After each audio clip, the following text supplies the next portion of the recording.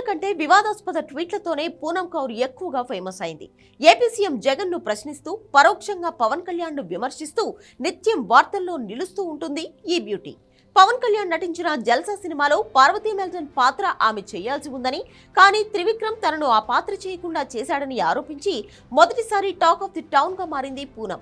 ఆ తర్వాత పవన్ తనను మోసం చేశాడని, తాము విడిపోవడానికి త్రివిక్రమ్ కారణమని కూడా చెప్పి పవన్ జీవితంలో కొత్త వివాదాన్ని క్రియేట్ చేసింది.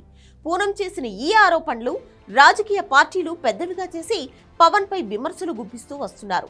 ప్రస్తుతం సినిమాలకు దూరంగా ఉన్న పూనం సందర్భం వచ్చిన ప్రతిసారి త్రివిక్రమ్ పై మండిపడుతూనే ఉంటుంది. ఈ మధ్య కూడా త్రివిక్రమ్ ను గురూజీ పేరుతో సోషల్ మీడియాలో ఎన్నో విమర్శలు చేసింది. ఇలాంటి పూనం మొదటిసారి పవన్ కు సపోర్ట్ గా ట్వీట్ చేసింది. ఓ వైసీపీ నేత చేసిన విమర్శలను ఒక్క మాటతో తిప్పికొట్టింది. టెస్లా కంపెనీని ఏపీకి తీసుకొచ్చేందుకు ఏపీ ప్రభుత్వం ప్రయత్నిస్తోందని ఓ వైసీపీ ఎన్ఆర్ఐ ట్వీట్ చేశాడు.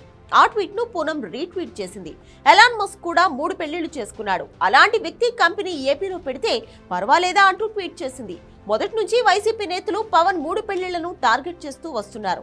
ఆఖరికి సీఎం జగన్ కూడా చాలా సందర్భాల్లో పవన్ గురించి ఇవే విమర్శలు చేశారు. 3 పెళ్లిళ్లు చేసుకున్న వ్యక్తి రాజకీయాలకు పనికిరాడు అన్నప్పుడు 3 పెళ్లిళ్లు చేసుకున్న మస్క్ కంపెనీ ఏపీకి వస్తే పర్వాలేదా అంటూ ట్వీట్ చేసింది పూనం.